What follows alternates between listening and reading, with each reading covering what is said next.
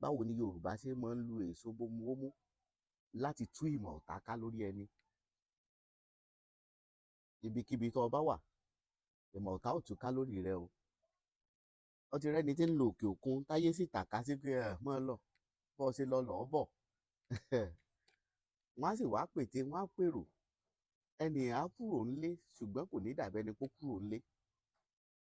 Ọ wà lókè òkun, ọ̀rọ̀ náà bá yọ, ọ̀rọ̀ náà bá yọ sáyè rẹ, ọ̀rí bí bá ti ṣe ọ̀rọ̀ náà gbégbà. Ẹlòmíì á ṣiṣẹ́, ẹbí léèrè.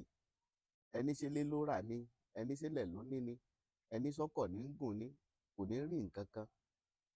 Ó ti rẹ́ni tó lo òkè òkun tó sì padà wálé lẹ́yìn àìmọye ọdún tí ò sì rí nǹkan kan mú bọ̀.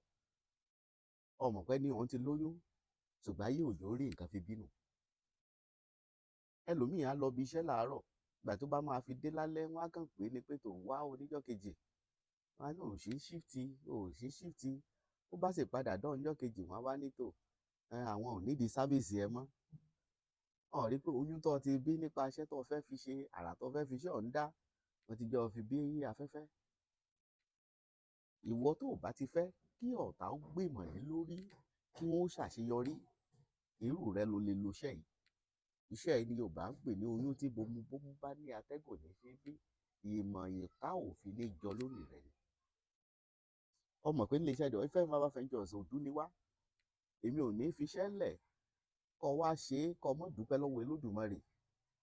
Àwa ò ní kára alára, èèyàn ni ó kára tiwa. Ọmọ ń gbọ́ tí Yorùbá máa ń sọ pé ajé ṣe bí Ọ̀yọ́ là á rí, wọ́n lọ́yọ̀ọ́ ìṣe bí bàbá ẹnì kọ̀ọ̀kan. Iṣẹ́ mi ò ní rí tàbí kọ́ oríṣẹ́ oníṣẹ́ lórí péèjì mi. Ẹ̀yin tẹ́ ń lo iṣẹ́ wa náà mú yín. Ṣùgbọ́n mo ẹ dákun mo fi bẹ̀ yín. Ẹ má fi péèjì tàbí ẹ má fi lógò ilé iṣẹ́ The Roy FM ṣe gbájú ẹ̀. Ẹ má fi gbẹ́ nìkan kan lójú. Dákun gbogbo ẹ̀yin olólùfẹ́ wa níbikíbi. Ẹ má sẹ́ndì owó sẹ́nì kankan. Tẹ́ ẹ bá ti rí i kó jẹ́ pé account number tó kárí orúkọ ilé iṣẹ́ The Roy FM Herbal Ventures. Ẹ má pe nọ́mbà tó bá ti yàtọ̀ sí nọ́mbà tí mo fẹ́ nù mí pè.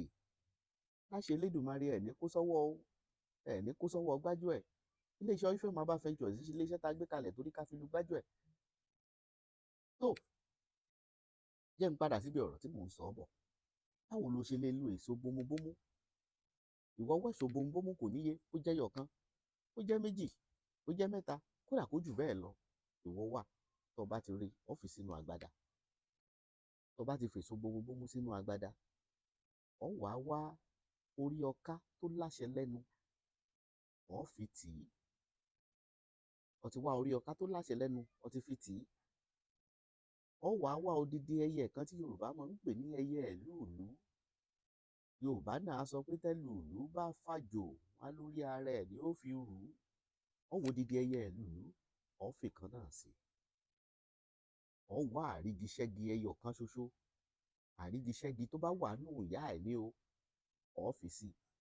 Tó gbàgbé Yorùbá máa ń sọ pé igi tí àrígiṣẹ́gi bá ṣẹ́ wọ́n lórí ara ẹ̀ náà ní fi rù ú.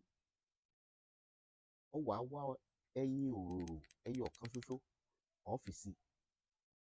Ó wá fi atari àjà ẹyọ kan sí. Atari àjà ni mo pè ó. Tó mọ̀ pé bí ẹyin bá sùn tó bá dùbúlẹ̀, àìmọ̀ró yàtọ̀ sí orí. Àní mórí ẹyẹ àní mórí ẹyẹ tí ń bẹ nínú ẹ̀ yàtọ̀ sẹ́sẹ̀ rẹ̀. Bá mi jó gbogbo nǹkan tí mo sọ yìí kó jó papọ̀. Tó bá ti jó tó bá ti kúnná ó bá parí. Ọṣẹ yìí wá di wíwẹ̀. Ó pò lọ́ṣẹ ni. Tó bá ti jó tán wàá pò lọ́ṣẹ. Tó bá ti pò lọ́ṣẹ wàá máa fọṣẹ yìí wẹ̀. Torí tó bá ti ń fọṣẹ yìí wẹ̀, gbogbo tí ń jẹ́ ti Elédùmarè, ibikíbi tí wọ́n bá ti ń péjọ lórí ọ̀rọ̀ rẹ wọ́n máa jà ni. Ó wàá máa parí ìjà o. Torá yóò wàá máa kẹjọ́ bá ọ pé tó bá rí ní tí lágbájá sọ nípa rẹ lánàá. Kódà mo gbèjà rẹ kò gbèjà rẹ o, ìmọ̀ wọn ló tú lórí rẹ̀. Ọ̀nà kan nù. Sórí ìwọ tó jẹ́ pé oògùn ò jẹ́ fún, tó jẹ́ pé tó bá ṣoògùn lónìí títí oògùn ò ní ṣiṣẹ́ lára rẹ, wọ́n lè lo èso bómúbómú. Báwo ni wàá ti ṣe? Ìwọ wé èso bómúbómú kan ẹyọ kan ṣoṣo, wé èso bómúbómú kan ṣoṣo. Èso bómúbómú ṣó mọ̀ pé méjì ló wà níbí. Ó wá wá èso bómúbómú ẹyọ kan ṣoṣo báyìí, ó ti tó. Ó wá fi odidi atare kan sí lẹ́gbẹ̀ẹ́. Tó bá ti fi odidi atare kan sí ló bá parí, ìwọ bá mi jó. Tó bá ti jó òògùn yìí, tó bá ti jó tán, ó wá fi sẹ́gbẹ́rẹ́ yípo ọrùn ọwọ́ rẹ ìwọ tó bá ti lè ṣe. wàá fi sígbẹ́rẹ́ yípo ọrùn ọwọ́ rẹ. Láṣẹ Elédùmarè kò sóògùn tó mú tí ò ní jẹ́ fún ọ. Ó fẹ́ pè mí sí nọ́mbà yìí 09065636184.